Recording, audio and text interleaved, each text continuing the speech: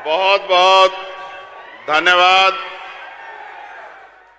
आज के इस सभा का संचालन कर रहे केसी बांगड़ जी। आज उचाना मंडी में आजाद समाज पार्टी और जननायक जनता पार्टी की इस संयुक्त सभा में यहां उपस्थित इस क्षेत्र की महान जनता का मैं दोनों हाथ जोड़ के बहुत बहुत धन्यवाद करता हूं।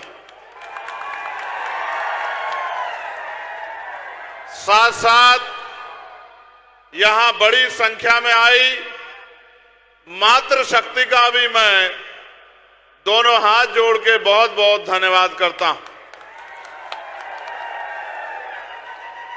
इस मंच पर उपस्थित जेजेपी, एएसपी और भीम आर्मी के सभी सम्मानित नेताओं का, जिन्होंने ये संकल्प लिया है कि वो उचाना को भी दोबारा से जिताकर जो है चैन से बैठेंगे, ऐसे सभी कार्यकर्ताओं और पदाधिकारियों का भी मैं धन्यवाद करता हूं। इस मंच पर उपस्थित मुझसे पहले अपनी बात को रखने आए आपके लोकप्रिय नेता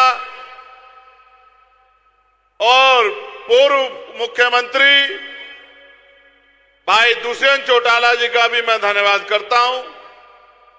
उनसे पहले वक्ता के तौर पे अपनी बात को रख रही और पूरे प्रदेश में जिस तरह से उनकी कार्यशैली को मैंने देखा, महिलाओं को घर घर जाके संगठित करके अपने हक अधिकारों के लिए तैयार कर रही श्रीमती नैना चौटाला जी का भी मैं बहुत बहुत धन्यवाद करता हूं। जेजेपी के राष्ट्रीय अध्यक्ष श्री अजय चौटाला जी, जो आज आशीर्वाद देने के लिए यहां पहुंचे हैं, और उनके साथ हमारे जिला अध्यक्ष जी राठी जी, जोरा जी और आजाद समाज पार्टी के जिला अध्यक्ष विजय राणा जी, अमित मुआल जी, नरेश जी, रमेश जी, मनोहर लाल जी, नीशू जी, संदीप जी, अमरजीत जी, नरेंद्र जी, सुशील कुमार जी, संदीप कुमार जी, विकास जी, बलकार सिंह जी, दिलबाग सिंह जी, रविंदर सिंह जी, जोनस जी, सुभाष जी, मोहम्मद ताहिर जी, सुरेंद्र जी, पोलूराम पुनिया जी, सुखदेव मेहरा जी, रेणु आजाद जी, किरण पुनिया जी, नसीब जी, इन सब का भी मैं धन्यवाद करता हूं। अपनी बात को शुरू करते हुए सभी धर्मों में जन्मे सभी संतों, गुरुओं और महान पुरुषों को नमन करता हूं। उनमें भी आज राष्ट्रपिता ज्योतिबा फूले, छत्रपति साहू जी महाराज, डॉक्टर बाबा साहब अंबेडकर, संत राम बीए प्रजापति, चौधरी महाराज सिंह भारती, जननायक कपूरी ठाकुर, बाबू जगदेव प्रसाद कुशवाहा, जननायक चौधरी ताऊ देवीलाल, मेरे राजनीतिक गुरु मान्यवर साहब काशीराम और मान्यवर दीना भाना वाल्मीकि जी को भी नमन करता। सम्मानित महान जनता, ये लोकतांत्रिक देश है, लेकिन हमेशा ऐसा नहीं था। पहले इस देश में जब राजतंत्र था तो राज बदलने के लिए तलवारें चलती थी, बंदूकें चलती थी, भाले चलते थे, तोपें चलती थी, हजारों हजारों लोग प्राणों का बलिदान करते थे, तब जाके राज बदलता था। धन्यवाद दीजिए डॉक्टर बाबा साहब अम्बेडकर का, जिन्होंने हर बालिग व्यक्ति की उंगली में वो ताकत दे दी है कि बटन दबाओ और राज बदल दो। जिस काम के लिए पहले हजारों लोग बलिदान होते थे, आज ना किसी को बुरा कहना है, ना लाठी चलानी है, ना ही कोई साजिश करनी है। बस अपने विचार को जनता के बीच ले जाके जनता को तैयार करना है और लोगों को विचार के आधार पर संगठित करना है। आज इस प्रदेश में अलग अलग विचारों के दल काम कर रहे हैं। जहां कांग्रेस के लोग अपने विचार को लेकर आगे बढ़ रहे हैं, वहीं भाजपा के लोग अपने विचार को लेकर आगे बढ़ रहे हैं। वही मैं और भाई दुष्यंत चौटाला, जननायक ताऊ देवीलाल और मान्यवर काशी राम साहब के किसान कमेरा की एकता के राज को आगे लेके चल रहे हैं। एक समय था हरियाणा के लोगों और हरियाणा में भी उचाना के मेरे साथियों, मैं आपको कहना चाहता हूं, एक समय था कि दिल्ली की राजनीति हरियाणा से चलती थी। जब किसान कमेरा एकजुट था तो दिल्ली की कुर्सी पे कौन बैठेगा इसका फैसला हरियाणा में होता था। उत्तर प्रदेश की कुर्सी पे कौन बैठेगा, बिहार की कुर्सी पे कौन बैठेगा, इसका फैसला हरियाणा में होता था। लेकिन आज हरियाणा की कुर्सी पे कौन बैठेगा इसका फैसला दिल्ली से होता है कि 9.5 साल कौन बैठेगा और बाद के 3-4 महीने कौन बैठेगा और आने वाले कल में कौन बैठेगा। आज हरियाणा के बल को क्या हो गया है, मुझे ऐसा लगता है कि आप दुश्मन की साजिश का शिकार हो गए हैं।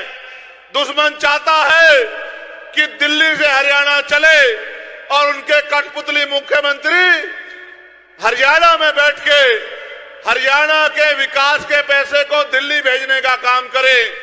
अगर आप जिम्मेदार व्यक्ति के हाथ में ताकत दोगे तो हरियाणा का पैसा दिल्ली नहीं जाएगा, बल्कि दिल्ली में रखा आपका पैसा हरियाणा के विकास के लिए लगने का काम होगा।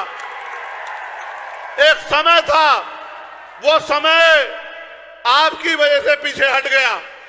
आप इन राष्ट्रीय दलों के चक्कर में आ गए और ये झूठे वादे आपसे करते रहे।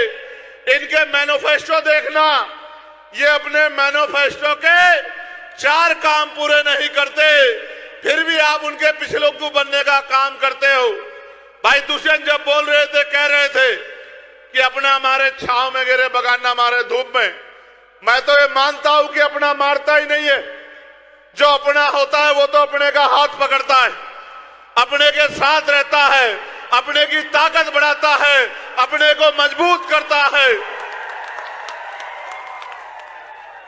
30 साल मुझे कहना नहीं चाहिए था, मगर मैं इस बात को कहता हूं, मैं मंचों से नहीं कहता। 30 साल के थे वो, जब वो आपके बीच मैदान में और परिवार किस हालात में था आपने देखा। चाहते तो यहां से इधर उधर की सोचते, लेकिन आपके बीच में आए और मैंने कार्यशैली देखी दोनों भाइयों की। ऐसे नहीं हुआ गठबंधन कि इन्होंने कह दिया गठबंधन कर लो।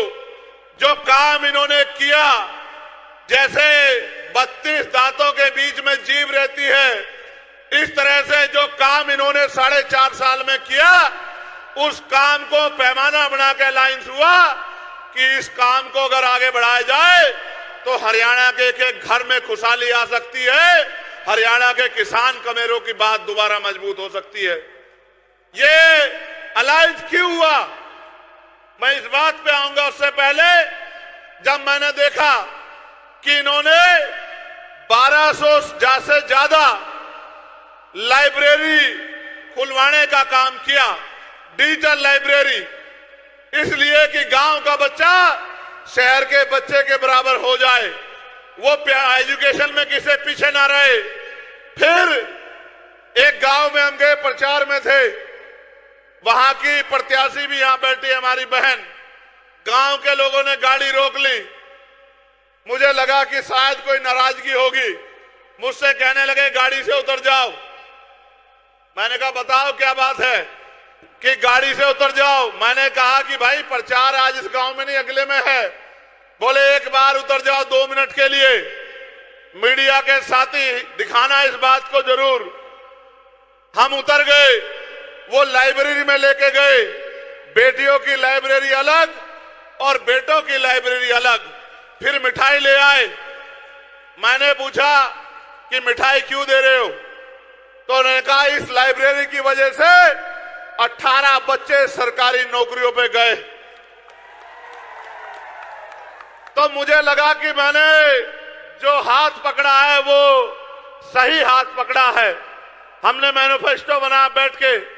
मैनिफेस्टो में आपके लिए मैनिफेस्टो पढ़ना।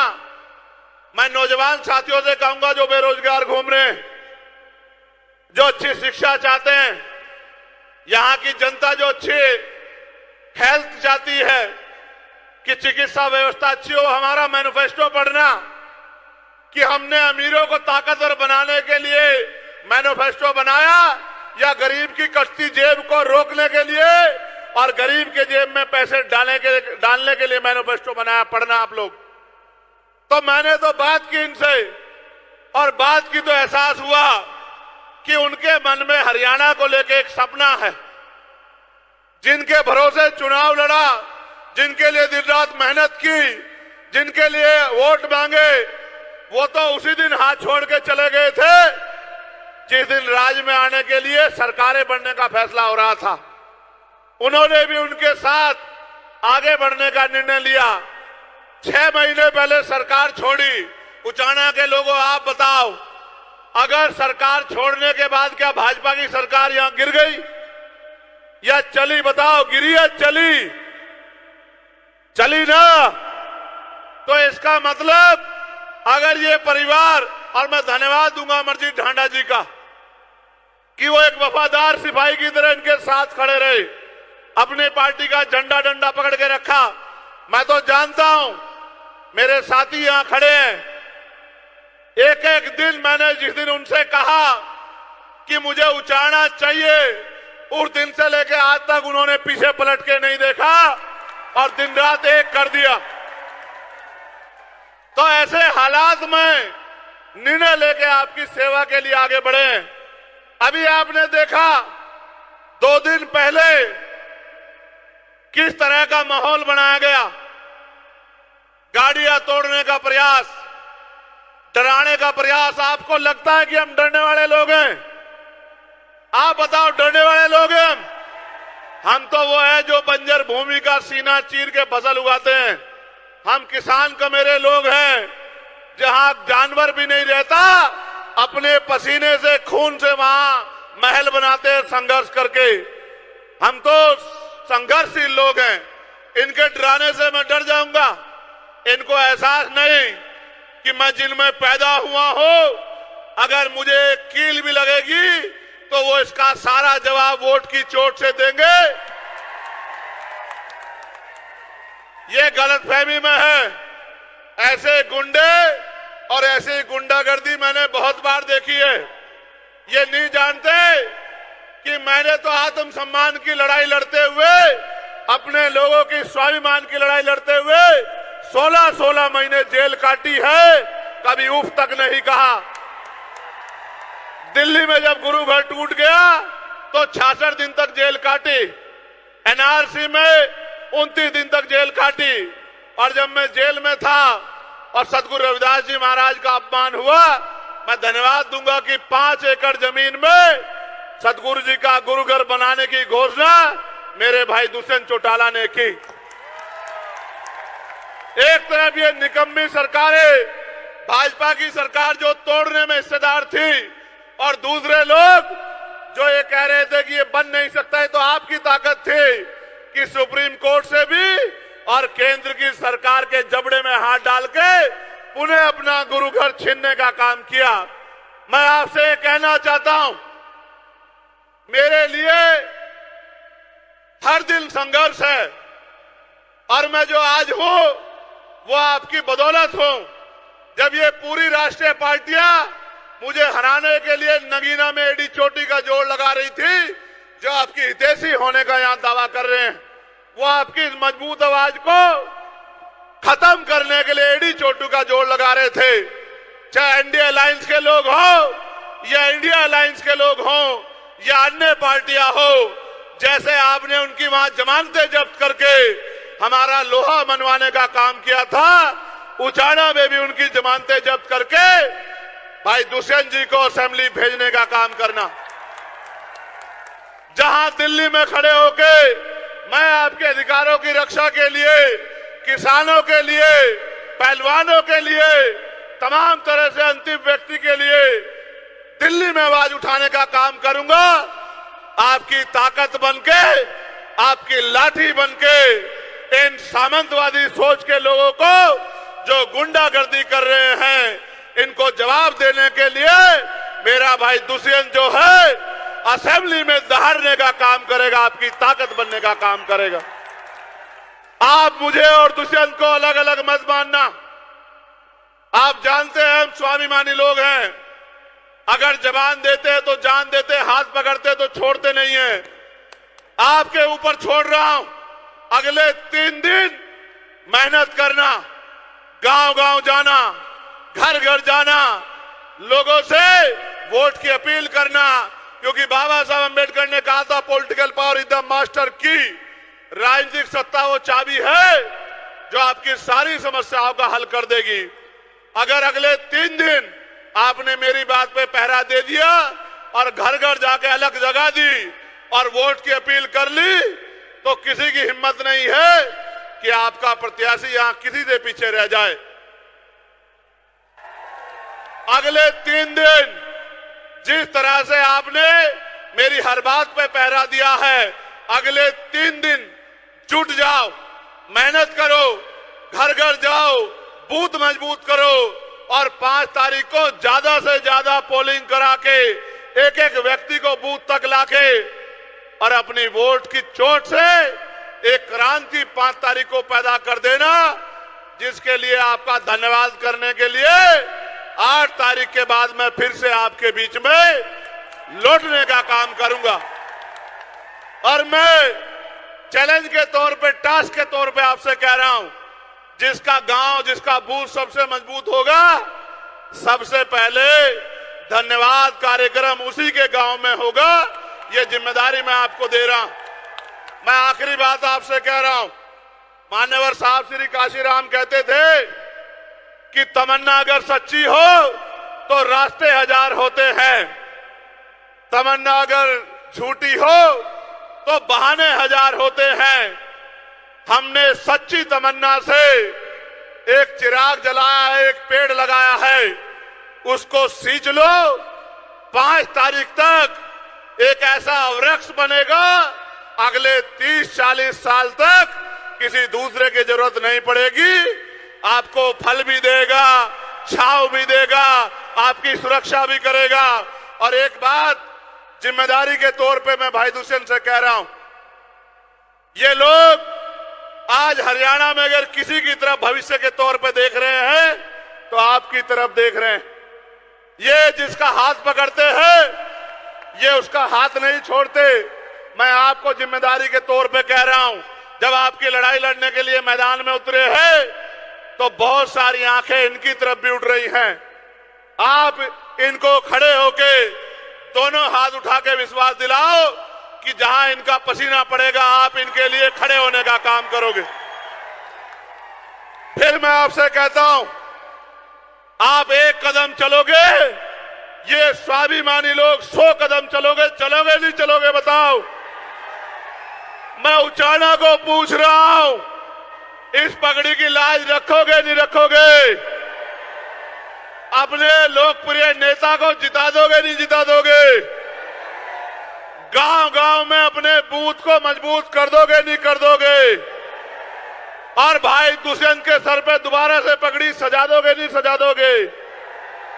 तो यही मैं आपके गांव गांव तक पहुंचा हूं, यही सम्मान होगा अगर आपने 5 तारीख को अपने अपने बूथ को मजबूत कर दिया तो मैं लिख के देता हूं कि आपकी शक्ति का लोहा,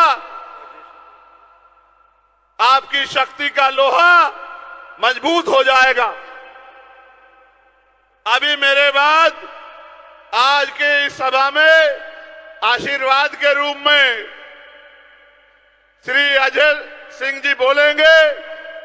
तब तक मैं यहां उपस्थित हूं, आप उनको सुन के जाना, लेकिन मेरे तरह एक बार जोरदार नारा लगा दो, जय भीम, जय भीम, जय भारत, जय भारत, जय संविधान, जय संविधान, जय जवान, जय जवान, जय किसान और महिला शक्ति जिंदाबाद। आप सबके लिए मंगल कामनाएं। बहुत बहुत धन्यवाद, आप सभी का आभार। आपके बीच में डॉक्टर